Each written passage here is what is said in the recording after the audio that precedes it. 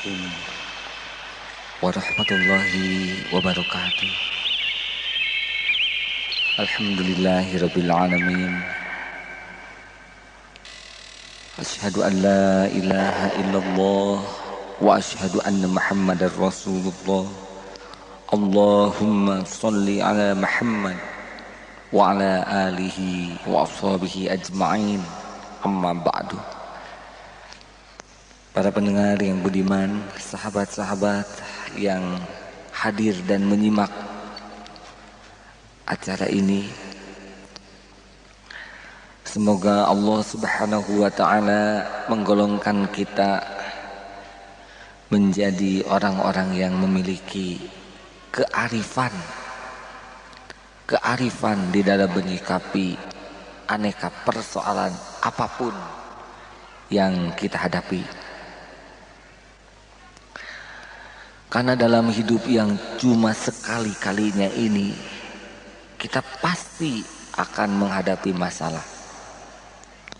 Kalau tampak dari depan begini jelas ini bahwa, maaf jangan tersinggung, wajah-wajah yang hadir ini adalah wajah-wajah bermasalah. Namun kita bisa lihat sendiri bahwa ternyata dengan masalah yang sama, sikap orang itu berbeda-beda. Ada yang panik, stres, goyah, emosional. Tapi dengan masalah yang persis sama, ada juga orang yang malah tersenyum simpul, tetap bening, terkendali. Bahkan bisa meraup hikmah yang banyak, bisa menjadi bahan evaluasi yang efektif, dan bisa menjadi jalan pengangkat derajatnya. Jadi kita harus sepakati bahwa yang jadi masalah bagi kita sebetulnya bukan masalahnya, tapi yang jadi masalah bagi kita adalah sikap kita kepada masalah yang ada. Nah, demikian berarti yang harus sekarang kita siapkan pada diri kita justru keterampilan kita dalam menyikapi masalah-masalah yang mau ataupun tidak mau mesti akan menghadang, menghiasi kehidupan kita sampai mati. Berikut ini adalah beberapa resep yang sangat-sangat simpel dan sederhana, namun jikalau kita pahami dengan baik dan kita coba mengaplikasikannya dalam keseharian kita, insya Allah kita akan kaget. Ternyata memang masalah itu nikmat yang bisa kita nikmati dan tentu saja menguntungkan. Sebuah contoh yang paling ringan dan sederhana, Alkisah tentang kakak beradik yang berjualan tape. Berangkat sesudah sholat subuh dari rumah, tepat di pematang sawah sekitar jam 5, sang kakak terpleset lalu patah pikulannya dan tumpah seluruh tape yang akan dijual, terbenam ke sawah, sebagian ke kolam, serta-merta mengatakan, "Aduh, dasar sial. Cuma jualan tape yang tidak seberapa, malah sekarang semuanya hancur, tidak ada yang bisa dijual. Adek, kakak si orang yang sial hari ini. Adek aja yang jualan. Apes benar ini hari." Sang adek pergi. Kakak pulang ke rumah penuh gerutu, kekecewaan, dongkol. Jam 7 pagi ada berita duka dari pasar. Apa yang terjadi? Ternyata angkutan yang biasa digunakan untuk para pedagang tape itu tergelincir dan terbalik sehingga terjadi kecelakaan yang menyebabkan seluruh penumpangnya celaka, cedera. Dan satu-satunya yang selamat adalah siapa coba? Si kakak yang ternyata gagal berjualan akibat patah pikulan. Apa yang dikatakan si kakak? Duh, alhamdulillah ya Allah, untung patah pikulan, tidak jadi jualan, tidak celaka, alhamdulillah. Nah, jadi yang jadi masalah ternyata bukan patah pikulan.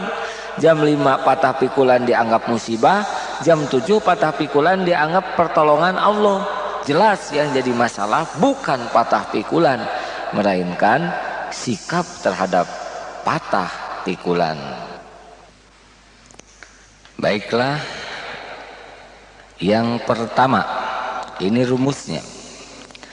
Yang pertama, manajemen kolbu kita harus kita set dengan judul siap menghadapi yang cocok dengan keinginan dan siap menghadapi yang tidak cocok dengan keinginan. Mengapa demikian? Karena memang dalam hidup ini tidak akan selamanya cocok dengan keinginan kita. Andai kata kita mau jujur saja, dalam hidup kita ini lebih banyak yang tidak kita duga dan tidak cocok dibanding dengan yang cocok. Maka alangkah menderitanya diri kita jikalau kita hanya menyiapkan diri sesuatu yang cocok, padahal cocok baik menurut kita belum tentu baik menurut Allah yang Maha Tahu segala-galanya. Adalah suatu kesombongan terselubung andai kata kita selalu merasa perhitungan kita yang terbaik, padahal wawasan kita, ilmu kita, bahkan cenderung emosional terhadap keinginan kita. Sedia payung sebelum hujan itu mengakibatkan hujan ataupun tidak hujan bisa disikapi dengan sikap terbaik. Tapi orang yang tidak menyiapkan payung ketika hujan turun, dia harus menanggung resiko yang lebih besar. Basah kuyup, buku berantakan, repotlah.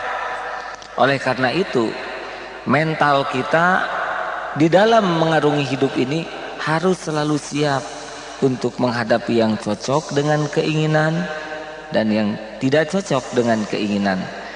Dengan perhitungan iman, wa asa an takrahu syai'aw wa huwa khairul lakum wa asa an tuhibbu syai'aw wa huwa syarrul lakum. Bisa jadi engkau tidak menyukai sesuatu padahal baik menurut Allah bagimu, dan sebaliknya bisa jadi engkau tidak menyukai padahal baik menurut perhitungan Allah. Wallahu ya'lamu wa antum la ta'lamun. Allah Maha tahu dan engkau tidak tahu banyak.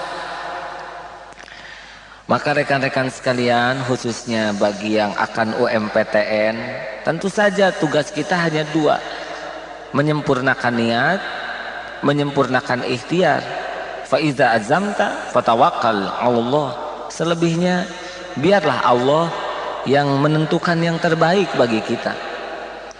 Memang kita ingin ke perguruan tinggi negeri yang ternama, favorit, tapi Allah yang Maha tahu diri kita yang sebenarnya mungkin punya rencana yang lebih baik yang tidak harus melalui perguruan tinggi favorit kita.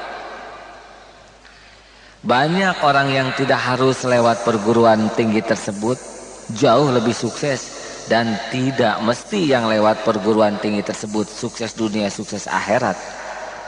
Oleh karena itu, sempurnakan niat, sempurnakan belajar. Tapi kalau tidak diterima, Masya Allah, belum tentu musibah.